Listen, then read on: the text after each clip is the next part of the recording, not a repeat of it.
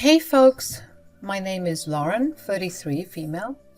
Let me get into this tea because this girl used to bully me, but every time I see her now, she looks down or away. I really ruined this girl's life, but she deserved it. So listen up.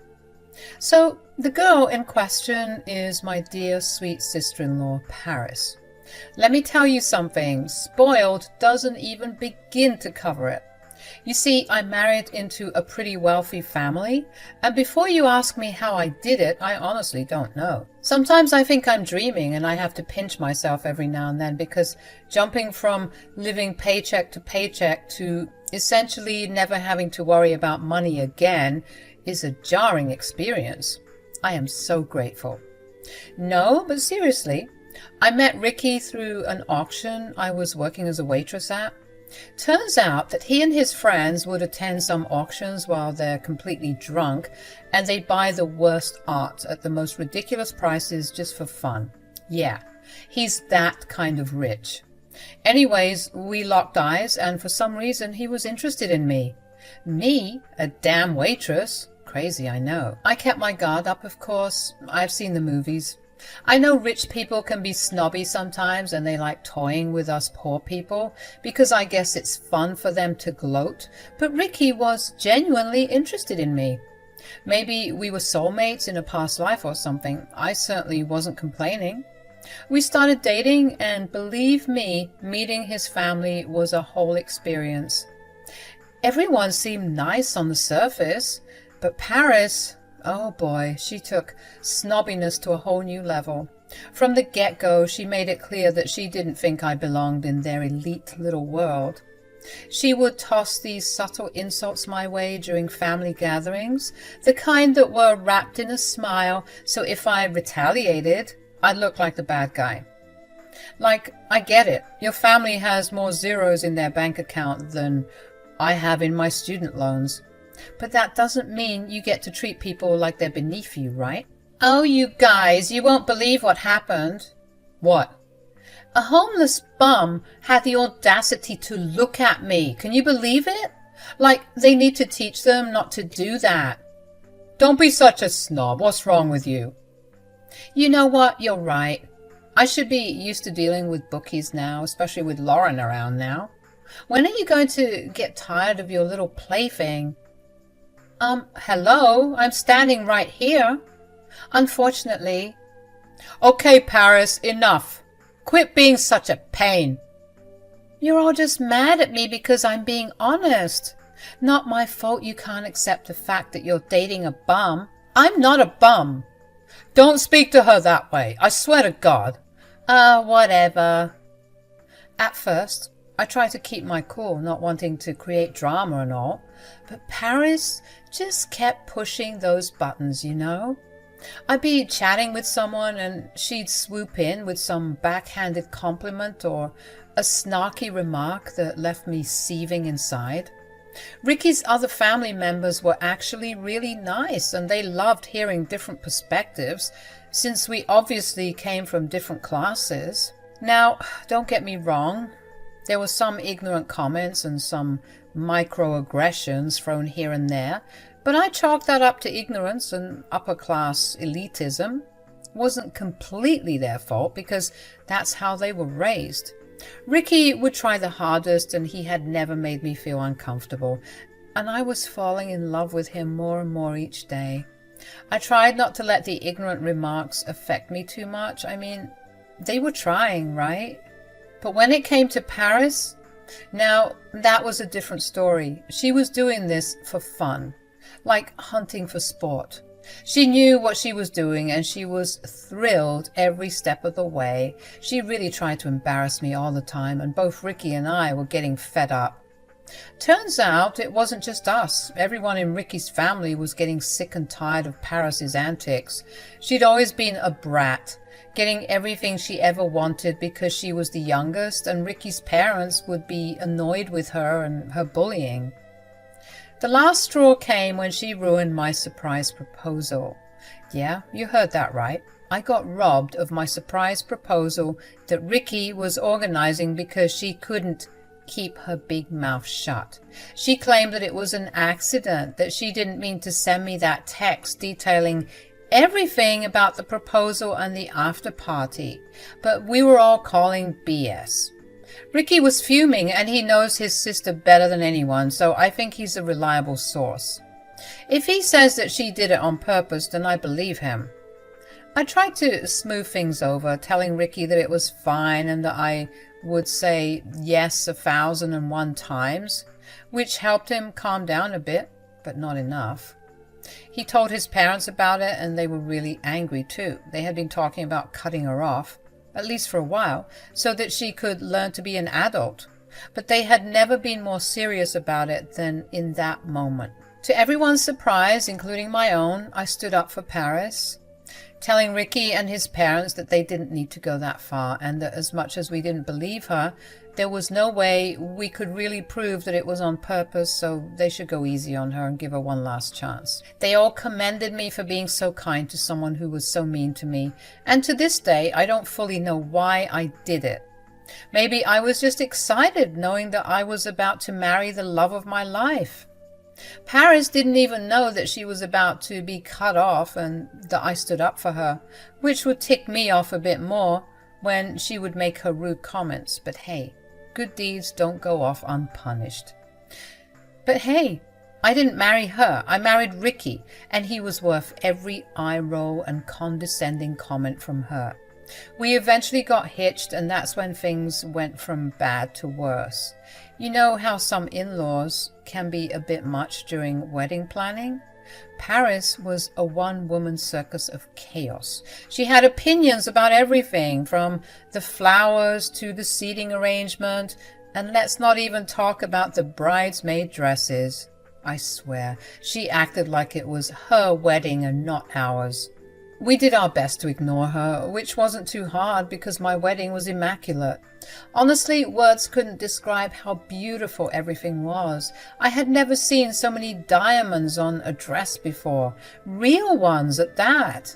Everything was just perfect, so Ricky and I and the rest of our guests were having a grand old time. But of course, the other shoe had to drop, and Paris had to do what she did best and ruin everything. She accidentally bumped into the wedding cake, which was like 10 tears and one of the most beautiful things I had ever seen in my life. A handful of people, including myself, saw her fall into it. She literally ruined her dress just so she could cause a commotion. Talk about being a miserable human being. Everyone was groaning and whispering about her messing everything up because everyone who was there was at least aware that Paris was not the greatest person to be around. She wanted all the attention on her all the time, like a child, and it got on everyone's nerves. I couldn't contain it anymore, and I burst into tears and walked off, with Ricky and my bridesmaids going after me to comfort me, leaving Paris behind and receiving an ear lashing from her parents and her uncle, who had graciously paid for the cake. When I had calmed down, we returned to the party, and the festivities were slowly starting up again, and Paris was nowhere to be found. Turns out my mother-in-law and father-in-law had had enough, for real this time, and they cut her off in front of everybody. All of her friends, her cousins, some hot guy she was flirting with at the bar. Everybody. Embarrassing. They told her that until she could prove herself to be a decent human being, they wouldn't help her in any way. Which sucks for her, because she was living in their manor because she didn't see a point in moving out. Well, now she had to fend for herself apparently, and she was given until sunset to pack her things and get out and be an adult, since she thought that she could get away with being a nightmare. I thought she was a goner, but to my surprise, she actually had some money of her own. She was smart enough to have some money in her personal bank account, so she bought a pretty big house not too far away from where Ricky and I were living. Strange, but okay. Paris couldn't show her face to us for weeks, feeling humiliated because she thought that Daddy's black card was an irreversible gift, but she got the rude awakening she deserved, or so we thought. You see, even after having that reality check, she was still her sassy and bratty self, acting like she was on top of the world. She obviously didn't apologize, which isn't surprising, but doesn't make it any less disappointing. The insults didn't stop coming my way. Oh no, things actually got worse from that point on, and she would always be an uninvited and unexpected guest in our home, and I was getting sick and tired of it. You don't belong here, you know. You think you got my parents under your thumb, don't you? Well, you got another thing coming. They might be mad at me, but this always happens. They get angry, they threaten to cut me off, and then they go back on their word and take me back in with open arms. I'll admit this is the first time they actually went through with it, but you do realize that I'm the reason this didn't happen to you sooner, right? Oh, here we go. Look at you, thinking you're better than me. What am I supposed to be, thanking you now or something? Allowing me to bow to your highness? Paris, you... And just for the record, in case your dumb brain didn't catch it, I was being sarcastic. I'd never bow to a broke peasant like you. From where I'm standing, looks like you're the broke one, sweetie. Oh, please, even when my parents cut me off, I had more money in my account than you'd ever make in your lifetime if you weren't married to my brother. He's wrong about you, you know, and he's going to see it one day. Don't you have moving boxes to unpack? Whatever. Don't talk to me. Paris would come over, especially when Ricky wouldn't be home, just to taunt me and ridicule me some more. I was starting to see why Ricky and his parents had no sympathy left for her.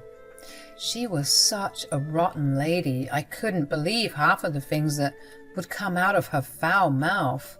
Of course, I would tell Ricky all of the awful things that she would say to me, and Ricky would just get angrier and angrier, telling the workers not to let her into our compound. But she would always threaten them, and they would let her in, knowing that she is family. This would piss Ricky off even more, often firing the workers in a rage. But he knew just how difficult it was to deal with someone like Paris. She could ruin their lives if she wanted to, so I don't blame them for listening to her. I eventually shut her out completely, ignoring her entirely when she would act that way, and that would get under her skin so bad you have no idea. She thrived off of reactions, always wanting to stir the pot, and I wouldn't give that to her. No siree. Months and months went by, and she stopped coming around as often, thank God. It finally felt like I had some peace of mind, until word on the curb hit that Paris would be moving out of the neighborhood. Yeah, crazy, right? And I had to find this info out from one of Ricky's family members. Ricky didn't even know about it, and he was also relieved, but he wondered why. So one evening, we decided to knock on her door and find out. It looked like most of her things were packed and ready to go to her new destination. She wasn't expecting us, and she looked a bit thrown off guard, but quickly plastered on a smile as if to let us know that everything was all right and nothing suspicious was going on. Yeah, right, sure. She was acting a bit sheepish, which was definitely unlike her. After a few beats of awkward chit-chat, Ricky finally addressed the elephant in the room and asked her what was going on. Okay, cut the crap, Riz. Why are you moving? You haven't even been here a year. Oh yeah, well you see, the thing is, I don't like it here anymore. It's too ghetto, and you know me.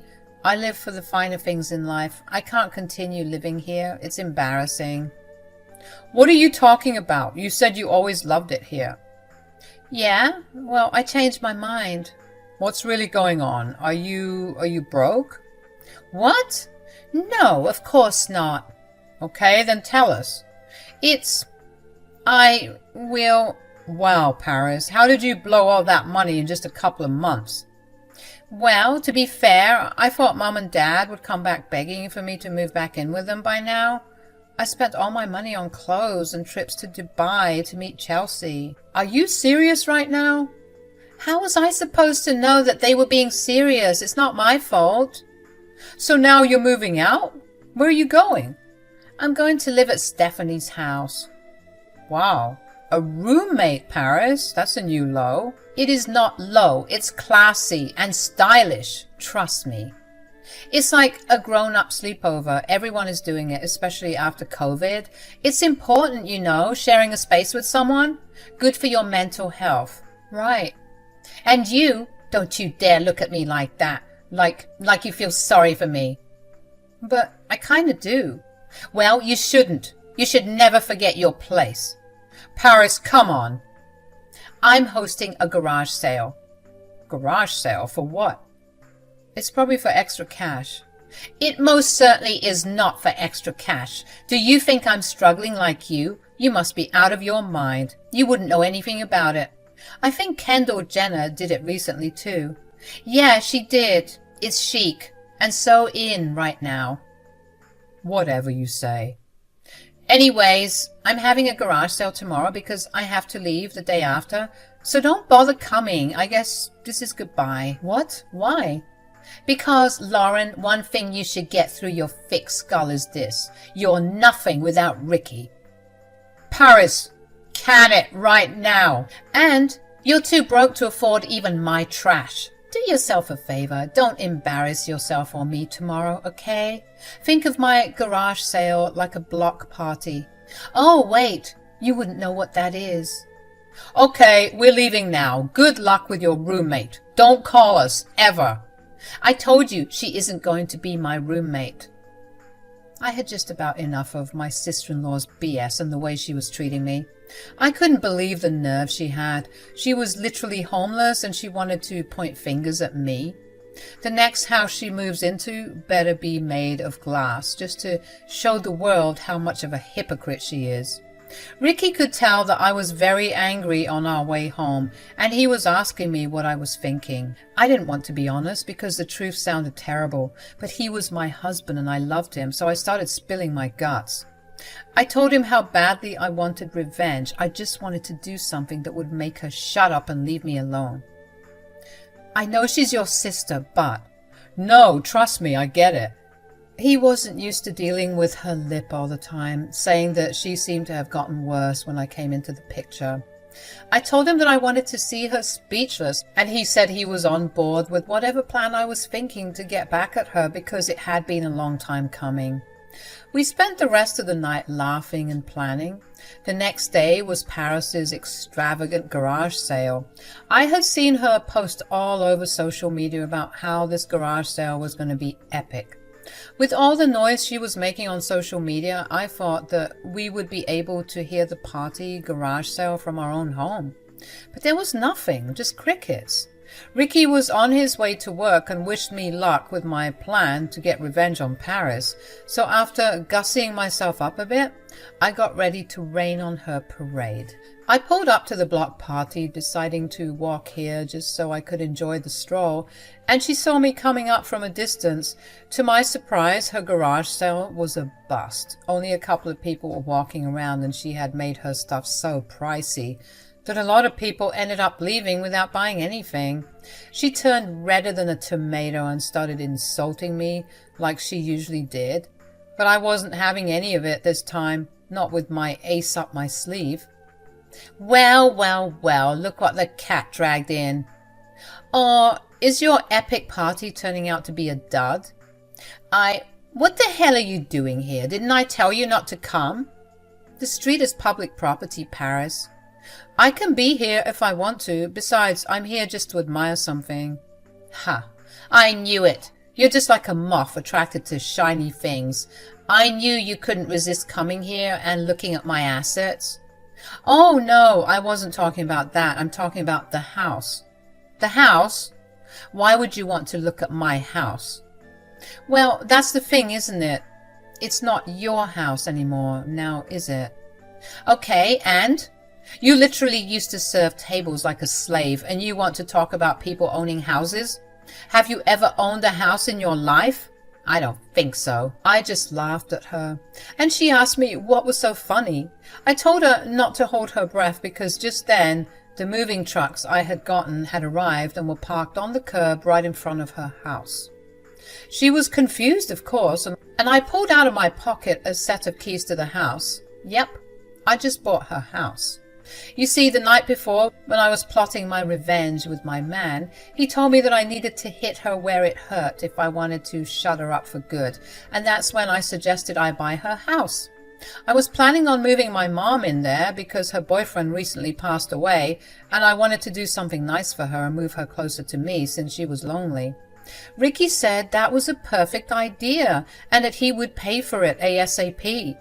He got on the phone with some of his friends who work in real estate, and luckily no one had reserved the house, meaning it was up for grabs. He bought it then and there on the phone, and he told me that he would get the keys in the morning and give them to me. I explained all of this to Paris, and her jaw was on the floor like in Johnny Bravo. I couldn't help myself. I just had to laugh at her again. What's so flipping funny? Oh, I don't know. Maybe it's the fact that I owned the beautiful house that you had to give up. As if you could ever afford this place. Look at the new lease. Has my name and everything, sweetie. I can't believe this. How could you humiliate me like this? You did this to yourself, Paris. You were such an awful person to me. You should be lucky that this is all I did. Now, if you don't mind, can you please pack this up and get this show on the road? My guys have to move in my mom's stuff, and she'll be arriving in the evening. But I don't have to leave till tomorrow. I told you. Actually, according to the broker, you should have been out by now, so I can kick you out whenever you want, and I choose right now. Paris was livid. She was so embarrassed. She did exactly what I was hoping and completely shut her trap. She left in a hurry, leaving some of her belongings behind, and I said I would donate them to charity or give them to my mom. Now, it's been about 6 months since that happened, and whenever Paris sees me, whether it's on the streets, at a store, at a family gathering, you name it, she would always dodge me or turn around or look down, a complete 180 degree to her being bold enough to talk all that crazy talk to my face. Funny how the tables turned. Ricky was, of course, over the moon when he heard what went down, and he told me that I should have taken a picture of her jaw on the floor, and I seriously considered it, but I thought that was just rubbing salt in the wound. It felt so good having this authority over her. Now she knows her place. I bet she won't pull that crap ever again. She's still living with her roommate as far as I can tell, and my mother-in-law and father-in-law still haven't budged on cutting her back into the family wealth. So we'll see if she ever learns to change her behavior.